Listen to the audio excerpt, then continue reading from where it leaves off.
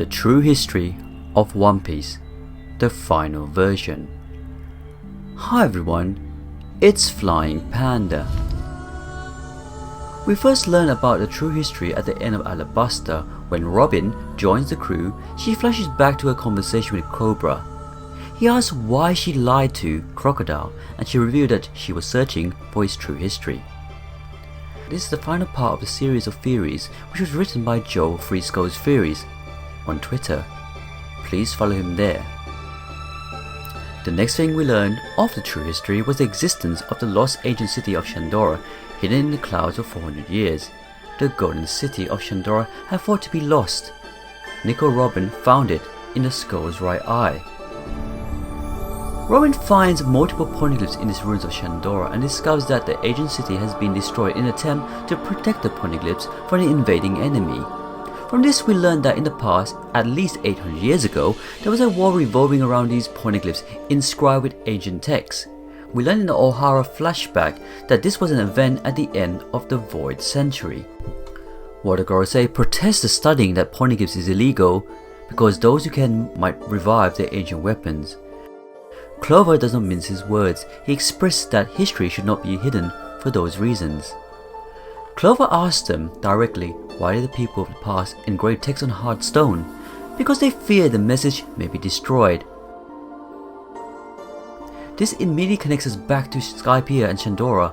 Shandora having been destroyed, protecting the poneglyphs was in the ruins of the city. Robin also discovered that all of his books has been burnt. The city's entire history was lost. From this, we know that those who created the poneglyphs did so because they feared that the message may once again be destroyed, as it has been in Shandora and likely beforehand.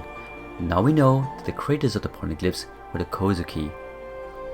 If this is the case, that might mean that Wano and Shandora were once very close allies, if not literally connected. Once again, through Robin in the ruins, she deduces that only the creators of the poneglyphs could have written the text found in Shandora. Many will know by now that I have theorized that Wano's flower capital and Shandora were once neighbors. The line that really drives this possibility home is, the Great Bell sits at the heart of Shandora, and it was the custom among Shandorans to ring the bell as their message to their lost ancestors. We are here! This bell that represents memory of those lost is known as the Light on Shandora. But who are those ancestors of Kalgara and the Shandorians? Where did they come from? We learn in Enno's cover story that 3 winged races came from the moon, the lost moon city of Burka. These winged races were Shandorians, who settled on a blue moon Skypiea, who settled on Angel Island, aka Skypiea, and Lunarians, who settled on the Red Line. It seems that all of those places on which these races settled became known as the God's Land or the Holy Land. Ganfo explains that the Skypieans regarded the soil of Vath as a blessing, and it allows for the natural resources that the races has lacked in Burka on the moon. Similarly, as we have recently learned from Marco, the homeland of the Lunarians on top of the Red Line was once known as God's Land, and replacing it now sits the Holy Land of Marijois. A parallel here can be drawn to Enel, whose object was to destroy the old Holy Land and create a new Holy Land on the moon. This is essentially an inversion of what happened before. Enel believed that he was doing what God should do, ruling above everyone else. Ganfo protested. The people of this world do not need a god. This is very likely to be a parallel to Emu and what happened to the winged races. It seems that when the winged races came to the blue planet, they were not hostile to the native humans. Instead, they formed bonds of unity with these humans, races, and together established a great kingdom. One of those bonds was with the Kozuki, who wore the crest of the moon. From Enel's cover story, we can tell that the winged races had great technological advancements, together with the renowned craftsmanship of the Kozuki, and the skills of other races like the Fishman clan of shipwrights. They were likely able to form a kingdom like no other. This Fishman clan of shipwrights is of course the heritage of Tom, Frankie's master. It was Tom's lineage who had been tasked with the safekeeping of the blueprints of Pluton. This would be the origins of the bonds between the ancient kingdom and the fishmen. This bond eventually led, as we know, to the promise that Joyboy made to the mermaid princess of the time, only currently known as the previous Poseidon. It is likely this clan who constructed the Noah as well. An interesting parallel can be drawn here between Skypiea and Fishman Island, in that to get to Skypiea, they climbed and knocked upstream. To get to Fishman Island, they took an undersea waterfall, and both places contained poneglyphs pertaining to Poseidon. It seems incredibly likely that these winged races also had great influences on the giants. Depictions of an ancient giant can be seen in the map of Skypiea, and their importance seems to be central to events of the Void Century. It seems incredibly likely that these winged races also had great influences. Many will know already from the other two theories that Wano is the missing eye of Shandora, that we theorize Onigoshima's real name is in fact Oz the First. We believe that it was Oz who moved Wano, flower capital, from Jaya on the giants. Depictions of an ancient giant can be seen in the map of Skypiea, and their importance seems to be central to events of the Void Century. It seems that there is certainly a deep connection between these ancient giants and the Void Century. We had hints of this for a long time, most notably the mention of the Sun God in Big Mom's flashback.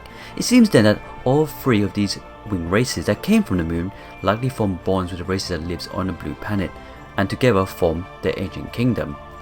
What happened next seemed to be that this ancient kingdom and the worship of these winged races as gods drew the spite and jealousy of some.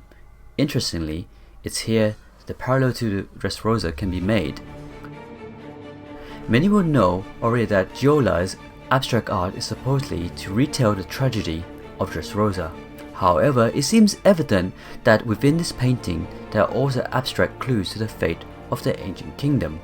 Most notably, the painting depicts a Kozuki as a fallen king cowering in fear, perhaps suggesting that a Kozuki was once a king. On top of this, the right eye being open and the left eye closed seem to reflect the map of Jaya. This theme of the right eye being open and the left eye being closed would also track with the idea of that light of Shandora now shines again. Since Luffy rang the bell, people know it's real. Meanwhile, Wano is closed, and due to be open, that would be the closed eye. I believe that Wano was once part of Jaya and neighbor to Shandora. Together, they were leaders of 1/3 of the ancient kingdom, forming alliances with various races around the world. It was that drew the destructions at the hands that became the world government. Though these winged people were worshipped as gods, for the Shandorans, perhaps they saw it as a better to be equal to the human, and so they came down to the lower planet. This parallels with Don Quixote homing. It may be then that the other winged people did not take this well. This also would parallel with the Nefertari family, leaving the original 20 families who founded the world government. They became regarded as traitors. This makes it possible then that this war over the ancient kingdom was in fact a civil war between the winged races. Those who led the ancient kingdom were opposed by an empire led by one who saw it fit to, as Enel put it, doing what a god should do. It may have been that it was the Lunarians speaking against this decision that led to their eradication. They seem to be based on Lucifer, and Lucifer was banished from heavens for questioning God's authority. Perhaps then, this is the reason why the poneglyphs came into existence, to preserve the original message of the ancient kingdom that people of this world do not need a god. This perhaps is the core message of the will of The, that the world should be free from divine control and all the races should be free. The reason that the history was censored is because Imu wants people to forget not only the existence of the ancient kingdom but also the existence of its leader, Joyboy. Once again, this parallels to Dressrosa with the theme of erasing people from memories. When the light that needs to be extinguished from history, that tells us that light represents the memory of the past. This ties back to the theme of the great bell being rung to let the ancestors of Shandora know that we are here.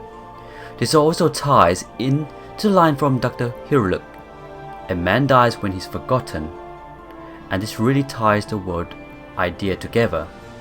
The Battle of Shandora 800 years ago may well have been the last battle of the Void Century and a parallel event to the destruction of the Lunarians' Holy Land. This was the first Great Cleansing. Since this battle was fought to protect the poneglyphs, most notably the one containing the location of Poseidon, it's even possible that this was the location of the previous meeting of the two sovereigns. Quite possible it was in this same battle that Joyboy failed to keep his promise to the mermaid princess. Since then it has been promised that someone would come to fulfill this promise in his stead. It is surely this promise that Emu is trying to prevent, and the identity of Joyboy that he is erasing history in order to prevent people from remembering. His will represents the continuation of the will of the ancient kingdom. And that ends part 3 of this theory. Please follow Joe on Twitter. Please leave comments down below. Please click like, and if you haven't, please subscribe to Flying Panda, and of course, join our Discord. As you know, we got a Twitter account, meet us there.